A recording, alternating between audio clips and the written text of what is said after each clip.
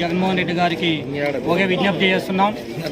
మీరు ఎమ్మెల్సీ డ్రైవర్ను చంపుతారు, ప్రజలు మీకు వ్యతిరేకంగా ఉంటే వాళ్ళని చంపుతారు, చివరికి ప్రభుత్వానికి ప్రజలకు మధ్య వారధిగా ఉండేటువంటి విలేకరులపైన కూడా మీరు దాడి చేస్తారు. అయ్యా, మీరు సిద్ధం అంటున్నారు, మీరు సిద్ధం చేయండి, యుద్ధం చేయండి. అయితే మేము కాంగ్రెస్ పార్టీ తరఫున మీకు ఒక విజ్ఞప్తి చేస్తున్నాం. పొద్దున్నే లేస్తానే ఎవరిపై చూస్తారంటే ఏ పేపర్లో ఏమొచ్చింది అని చూడడానికి ప్రతి ఒక్క దళితుడుగా నుంచి ప్రతి ఒక్కరు కూడా ముందుంటారు. అయితే ఆ పేపర్లను మీరు హరిస్తున్నారు. ఆ పేపర్లో రాయడానికి కూడా ఇష్టపడిన విధంగా మీరు నిన్న జరిగిన శ్రీకృష్ణను కొట్టినారు, 2 నెలల కిందట గోరండలో ఈశ్వర్ను కొట్టినారు. అయినా కూడా మీరు విలేకరులను కొట్టడము చాలా బాధాకరంగా భావిస్తూ కాంగ్రెస్ పార్టీ తరఫున మేము తీవ్రంగా దీన్ని ఖండిస్తున్నాం. ఎందుకంటే ఏది జరిగినా కూడా ఈనాడు ముందుండి నడిపించేటువంటి విలేకరులకు మీరు అభినందించాల్సింది పోయి నిన్న మీరు చేసినటువంటి సభలో చాలా దుర్ఘటనంగా కొట్టారు.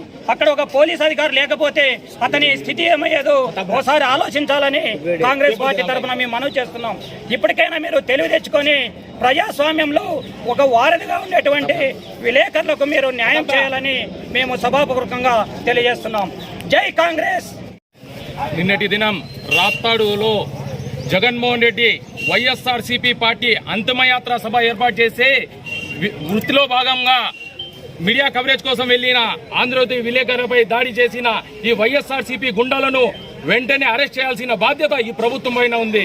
వెంటనే వారిపై చర్యలు తీసుకోకపోతే తెలుగుదేశం పార్టీ తరఫున ఒకటే హెచ్చరిస్తున్నాం. జగన్మోహన్ రెడ్డి, నీ పని, నీ పార్టీ పని అయిపోయింది. విలేకరులు అంటే ఏమనుకున్నావు? ప్రజలను ఏ సమస్య వచ్చినా ప్రజల్లో వెళ్లి వారికి మీడియా కవరేజ్ తరఫున చూపిస్తారు. వారిపై రౌడీలతో దాడులు, అనేక విచ్చలవిడిగా దాడులు చేపిస్తున్నావు. వెంటనే పోలీసు వారు ఎవరైతే దాడి చేశారో వైఎస్ఆర్సీపీ గుండాలను వెంటనే అరెస్ట్ చేయాలని తెలియజేసుకుంటున్నాను.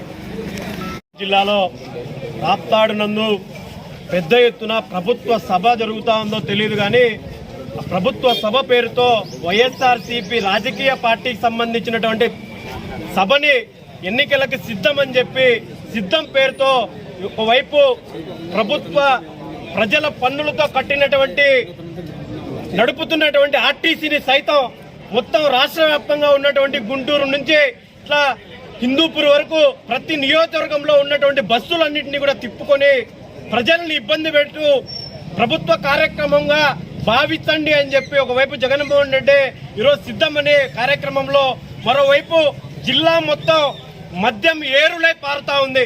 ఒకవైపు మద్యపాన నిషేధం వహిస్తామని చెప్పి జగన్మోహన్ రెడ్డి చెప్పినా కూడా ఒకవైపు బిర్యానీ ప్యాకెట్లు, కోడిగుడ్లు, అదేవిధంగా మద్యాన్ని ఏరులై పారిస్తూ ఒకవైపు సిద్ధం కార్యక్రమంలో ప్రజలకి తెలియచేయాలి, ఇక్కడ జనాలు వచ్చారు, ఇంతమంది చూస్తున్నారు అని చెప్పి వెళ్ళిన కవరేజీకి వెళ్ళినటువంటి టీవీ5 విలేకరి అనిల్, అదేవిధంగా ఏబిఎన్ విలేకరి కృష్ణ గారిని ఇద్దరిని కూడా విచక్షణారహితంగా దాడి చేయడాన్ని భారత కమ్యూనిస్టు పార్టీ సిపిఐగా తీవ్రంగా ఖండిస్తా ఉన్నాం. జగన్మోహన్ రెడ్డి గారు ఇప్పటికైనా మీరు ప్రజల్ని మభ్యపెట్టు, ప్రజల్ని మోసం చేస్తూ ఒకవైపు ప్రజల్ని మోసం చేస్తూ అక్కడికి పిలిపించుకొని విలేకరుల మీద దాడి చేయడాన్ని తీవ్రంగా ఖండిస్తూ వెంటనే ప్రభుత్వంలో ఉన్నటువంటి పోలీసు యంత్రాంగం కూడా ఎక్కడైనా మర్డర్లు జరిగితే, మానభంగాలు జరిగితే, లేదంటే గంజాయి పట్టుకుంటే 24 గంటల్లో మేము ఛేదించామని చెప్పి పత్రికా విలేకరుల సమక్షంలో మీడియా ప్రకటనలు చెప్పేటువంటి పోలీస్ యంత్రాంగం ఒకవేళ అక్కడే జరుగుతున్నటువంటి సభలో పెద్ద ఎత్తున అతని మీద 30-40 మంది గుండాలు దాడి చేస్తే ఎక్కడికి వెళ్లారు ఈరోజు పోలీస్ యంత్రాంగం అని అడుగుతా ఉన్నాం. వెంటనే ఆ పోలీస్ యంత్రాంగం ఎక్కడుందో కళ్ళు తెరుచుకొని 24 గంటలు పూర్తయింది. ఇప్పటికైనా వీడియో కవరేజ్లో సోషల్ మీడియాలో బాగా తిరుగుతోంది, ఐడెంటిఫై అవుతున్నారు, ప్రతి ఒక్కరు కూడా చూశారు. వాళ్ళని వెంటనే అరెస్ట్ చేయాలని చెప్పి పోలీస్ యంత్రాంగం కూడా భారత కమ్యూనిస్ట్ పార్టీగా కోరుతా ఉన్నాం. లేని పక్షంలో పెద్ద ఎత్తున ఈ యొక్క జిల్లాలో వారిని అరెస్ట్ చేసేంత వరకు కూడా పోరాటానికి సిద్ధమవుతామని చెప్పి హెచ్చరిస్తా ఉన్నాం. మంత్రివర్యులు జగన్మోహన్ రెడ్డి గారికి ఒకే విజ్ఞప్తి చేస్తున్నాం.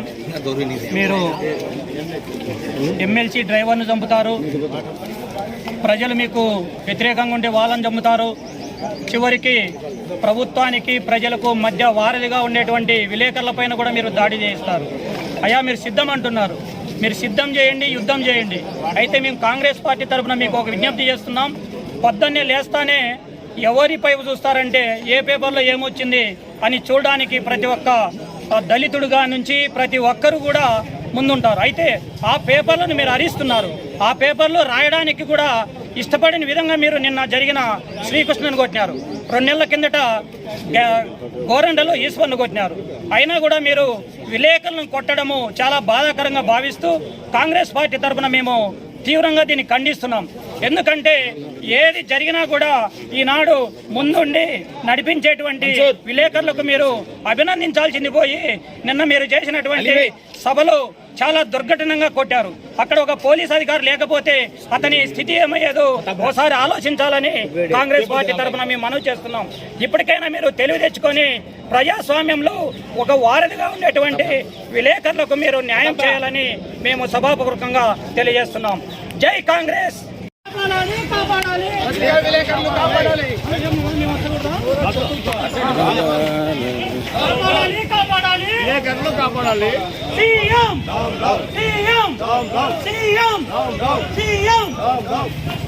విలేకరులపైన దాడి చేసిన వెంటనే విలేకరులపైన దాడి చేసిన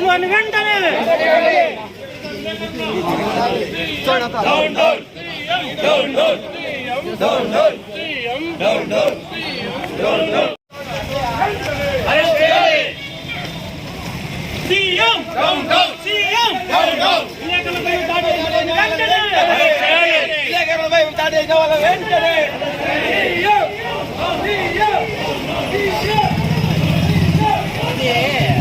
కేవలం విధి నిర్వహణలో పోయిన అతన్ని దాడి చేసిన విధానాన్ని చూస్తే ఒక ఆటవిక, పాశవిక, దుర్మార్గపు, నియంత, సైకో, ఇలా తెలుగులో ఎన్ని పదాలుంటే అన్ని చాలావేమో అనిపిస్తుంది. ఈరోజు ఈ ప్రభుత్వం ఉండొచ్చు, రేపు ఇంకో ప్రభుత్వం రావచ్చు. ఎవరి వచ్చినా పాత్రికేయులు డ్యూటీ ఏమి, ప్రజాస్వామ్యంలో పాత్రికేయుని డ్యూటీ ఏమంటే కవర్ చేసి ప్రజల ముందు పెట్టడం. మీరు తహసీల్దార్గా మీకు పట్టా ఇచ్చినంత మాత్రం మీరు ఇది కాదు. రేపు మీరు ఏదైనా మీ విధానంలో తప్పు చేస్తే మిమ్మల్ని కూడా ప్రజల ముందు పెట్టడమే మా నైతిక బాధ్యత.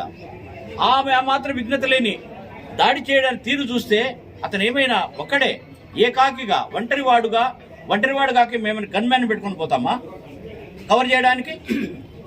అక్కడ కలిసి కింద పడిపోతే కూడా వదలని నీచ నికృష్ట దుర్మార్గపు దౌర్జన్య పాలన ఇంతకంటే వైసీపీ పాలనలో ఏమిస్తుంది?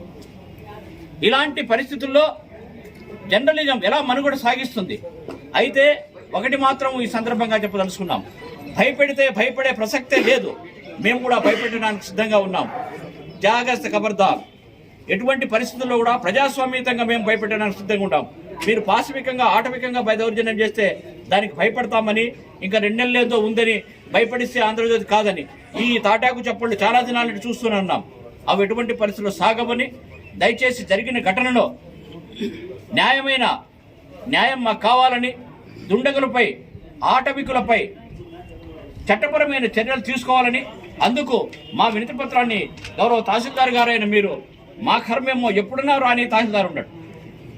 ఇది ఏమి దౌర్భాగ్య స్థితిలో కదిరికి వచ్చింది. తాలూకా హెడ్ క్వార్టర్ ఇది. ఇక్కడ ఎప్పుడు చూసే తహసీల్దార్ ఉన్నాడు. ఆ తహసీల్దార్ ఉండనిస్తారో లేదో ఈ వైసీపీ వాళ్ళు మాకు తెలుసు. ఆయనకు ఏం జరుగుతుందో అది కూడా తెలుసు. అంత మాత్రాన దాడి చేయడానికి మీ ప్రజల్లో మనుగోలు పెంచుకోండి మీ ప్రతాపాన్ని.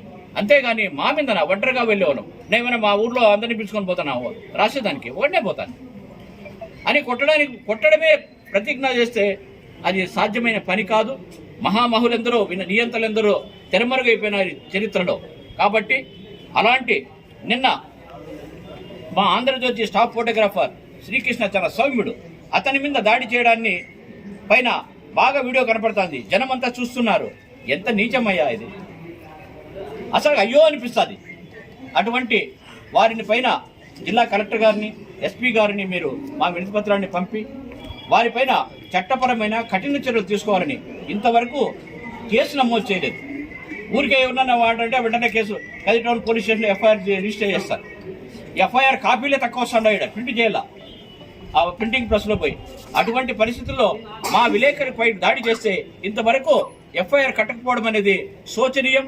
ఇది ప్రజాస్వామ్యానికే కాదు, ఒక ప్రజాస్వామ్య వ్యవస్థపై దాడిది, పత్రికా స్వేచ్ఛపైన దాడిది మేము భావిస్తున్నాము.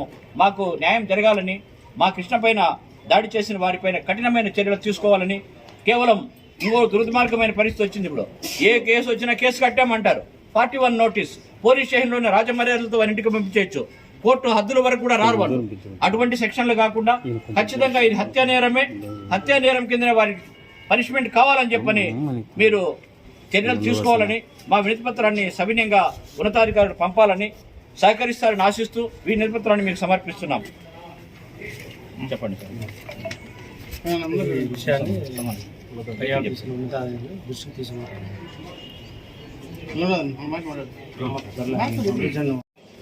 బహిరంగ సభకు ఇచ్చేసినటువంటి ముఖ్యమంత్రి వైఎస్ జగన్మోహన్ రెడ్డి గారి కార్యక్రమంలో భాగంగా ఏబిఎన్ ఫోటోగ్రాఫర్ అయినటువంటి శ్రీకృష్ణ గారిపై వైసీపీ గూండా మూకలు విచక్షణారహితంగా దాడి చేసి ఆయన చంపడానికి పూర్తిగా ప్రయత్నం చేశారు.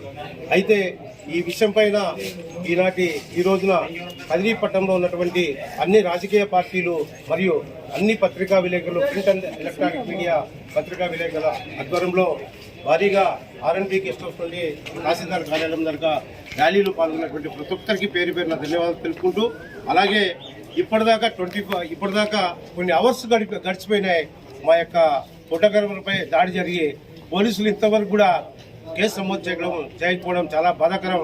పోలీసులు దీన్ని బేషరతుగా తీసుకుని, అయ్యా పోలీసులు ఒకటి మీరు గుర్తించండి, మీకు మంచి జరగాలన్నా పత్రికా విలేకరే మిమ్మల్ని మీ కీర్తి ప్రతిష్టల్ని మా పత్రికల్లోనూ మా ఛానల్లో ప్రచురిస్తేనే, మేము పబ్లిష్ చేస్తేనే మీ యొక్క కీర్తి ప్రతిష్టలతో మీరు ఉన్నత స్థానాలకు వెళ్తున్నారు. అది గమనించండి.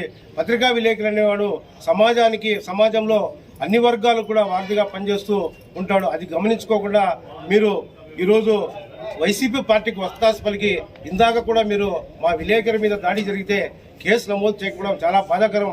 బేషరతుగా మీరు కేసు నమోదు చేసి ఎవరైతే అతన్ని దాడి చేశారో వాళ్ళందరి కూడా క్రిమినల్ కేసులు నమోదు చేసి వాళ్ళకి నాన్ అవైలబుల్ సెక్షన్స్ పెట్టి వాళ్ళ లోపల రానికుండా చేయాలని చెప్పేసి పత్రికా మూలంగా మేము తెలియజేసుకుంటున్నాం.